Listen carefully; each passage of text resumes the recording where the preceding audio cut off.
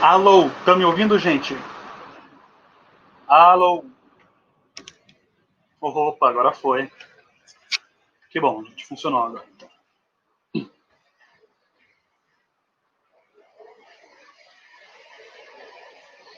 Então, beleza, gente, espero que vocês estejam bem, né? Caiu uma pancadazinha aí de chuva, tá caindo outra agora, tô ouvindo aqui.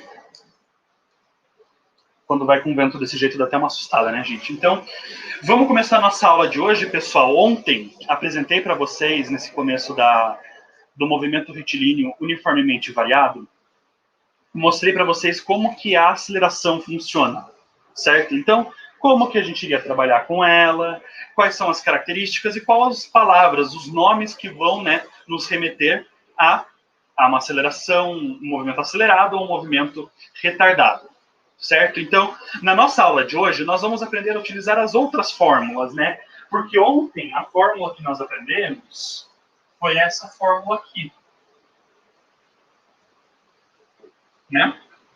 Então, hoje, a gente vai começar a aprender a mexer com as outras fórmulas. Então,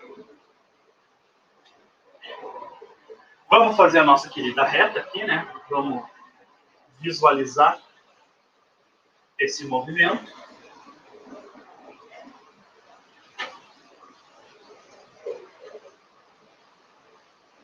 E eu falei para vocês, né, que a aceleração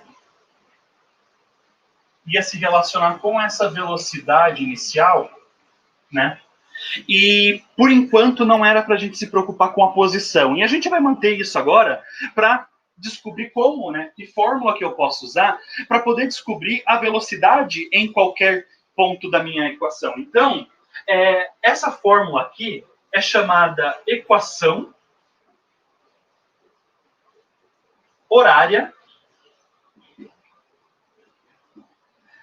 da velocidade. Só vou trocar essa tinta aqui, ela já acabou. Espera só um pouquinho, gente.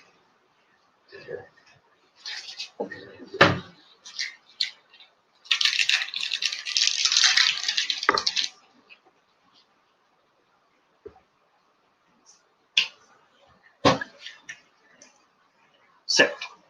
Vamos prosseguir. Então, essa equação horária da velocidade, ela vai servir para o quê? Conforme o tempo passa, né, que eu tenho meu instante de tempo inicial, se eu quiser descobrir qual a velocidade desse meu objeto aqui na frente, em um instante de tempo igual a 4 segundos. Parecido com o que a gente estava fazendo na nossa aula de ontem. Então, se eu pegar aquela fórmula ali e assumir o seguinte, se o meu T0 sempre for igual a zero, eu posso trabalhar aquela fórmula da aceleração da seguinte forma. V menos V0 sobre T menos 0. Né? Parecido com o que a gente fez com a equação horária da posição lá no MRU. Então, isso aqui vai resultar em A igual a V menos V0 sobre T. T já está dividindo, passa multiplicando. V menos V0 igual a vezes T. Por último, isolando aqui, eu fico com V igual a V0 mais A vezes T. E essa equação é a equação chamada equação horária da velocidade. Ela serve para o quê? Descobrir qualquer velocidade em qualquer instante de tempo. Vamos ressaltar aqui, não podemos esquecer, que eu tenho duas constantes dentro dessa equação.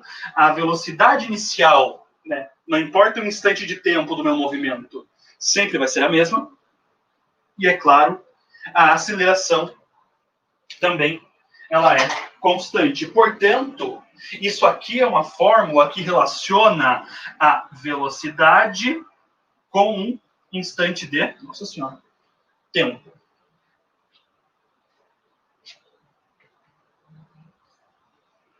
Tá? E vice-versa. Então, relaciona um instante de tempo para cada velocidade. Muito parecido com aquilo que nós vimos no MRU em relação à posição, tá? E aqui, né, nós chamamos essa fórmula carinhosamente de vovó atômica, né?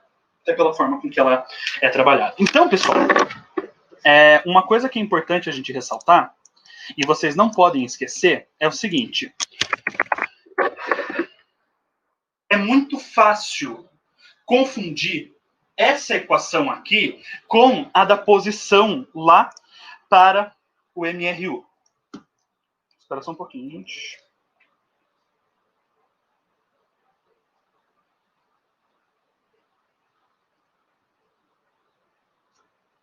Tá. Mas estava vendo que tem alguma coisa aqui. Perdão, pessoal. Então, como que é fácil de confundir isso? Então, se a gente for pensar dessa forma, né, o meu exercício vai fornecer a informação do meu movimento através da equação, como a gente viu que é possível lá no MRU. Então, aqui eu vou passar um movimento de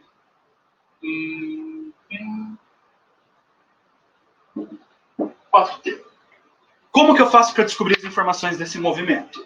A mesma coisa que a gente fazia no MRU, V igual a V0 mais A vezes T, escreve a equação original logo abaixo para a gente poder fazer essa comparação, né? E aí quem está multiplicando o T é a aceleração, 4 metros por segundo ao quadrado. A minha velocidade inicial é esse 2, carregando o sinal, claro, né? Positivo em ambos os casos. Então eu consigo, né, visualizar esse movimento como se fosse algo assim. Né, com a aceleração para a direita igual a 4 metros por segundo ao quadrado. Então, a gente tem que ser capaz de pegar essa equação e observar o movimento por trás. Mas, se vocês perceberam bem, não dá, através dessa fórmula, para a gente arrancar nenhuma informação em relação à posição. Né? Então, como que a posição vai se comportar no MRUV? Por que eu estou tratando ela com tanta obscuridade, né, desde o começo aqui do MRUV? Porque essa equação ela é um pouco mais complexa e a gente vai ver ela agora pela primeira vez. Então, para nós aqui, essa vai ser a equação horária da posição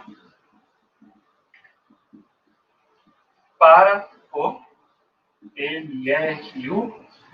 Por que eu tenho que colocar essa última parte aqui, para o MRUV? Porque também existe uma equação horária da posição para o MRU. Tá? E é uma equação diferente que chega em diferentes resultados. Aqui é uma equação específica para o MRUV.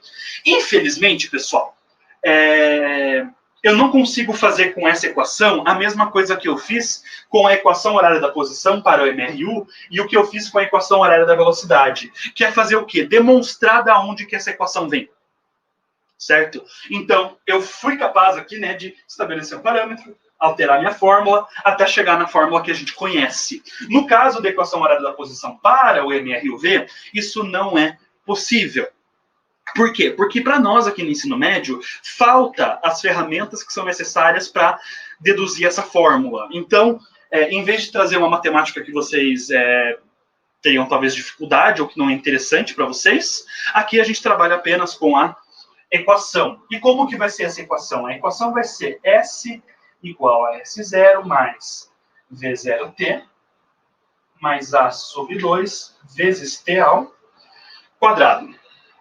Nós chamamos essa fórmula carinhosamente de vovó atômica. Perdão, sorvete atômico. Tá? Então, eu tenho o sorvete, a vovó atômica e a sorvete atômico. As duas atômicas, por causa do AT, né, são fórmulas que vão estar presentes só no MRUV. Tá bom, gente? Então, não confunda. E essa equação aqui, como vocês podem ver, é uma equação do segundo grau. O que significa o quê? Como que eu posso trabalhar, analisando o movimento, usando uma equação do segundo grau? Por que tem essa natureza? Isso aqui é bem simples da gente entender, pessoal. Porque, como eu expliquei para vocês na aula passada, existe a possibilidade de, quando a direção, né, o sentido da minha aceleração e da velocidade são trocados, por exemplo, estou indo para a esquerda, mas eu tenho uma aceleração para a direita, né? Estou me puxando aqui para trás. O que vai acontecer? Eu primeiro vou estar indo para um lado, vou parar, inverter o sentido do meu movimento e depois voltar pelo mesmo caminho que eu fiz. Então, essa equação aqui ela nada mais é do que uma demonstração matemática de que eu posso passar pela mesma posição duas vezes. Não é assim que a gente estuda a equação do segundo grau lá na matemática. A gente estuda sabendo que existem pontos, né, para a mesma para o mesmo ponto no eixo y2 correspondentes no eixo x. Traduzindo isso para a física, eu tenho dois instantes de tempo diferentes onde a posição do meu móvel é a mesma. Como que é possível? Primeiro ele foi, depois ele voltou. Né? Teve essa inversão do sentido do movimento. Então, é assim que a gente interpreta essa fórmula, tá, gente? Então, já vou chamar a atenção de vocês para alguns detalhes importantes aqui. Por exemplo, qual que é a primeira coisa que a gente precisa lembrar em relação à equação horária da posição para o MR e o V? Essa equação aqui, ela é muito mais completa do que a equação horária da velocidade. A sorvete atômico, ela é muito mais interessante para nós do que apenas a vovó atômica. Por quê? Como vocês, né, observaram aqui, eu tenho nessa fórmula a minha velocidade inicial e a minha aceleração. Duas informações muito importantes. Mas falta uma informação importante, que é a informação da posição inicial. Coisa que essa equação traz, e inclusive traz as outras duas também. Então, se o meu exercício quiser me mostrar, né, me passar a informação do movimento através apenas e exclusivamente da fórmula, aqui está a forma com que eles podem fazer isso de uma forma bem feita, né, com todas as informações possíveis. Então, como que eu faria a leitura dessa equação?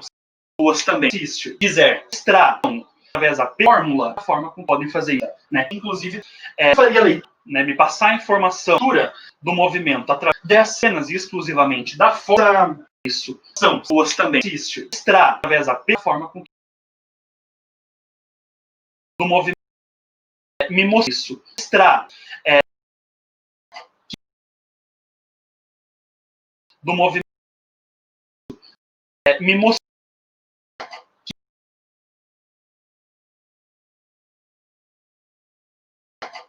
do movimento.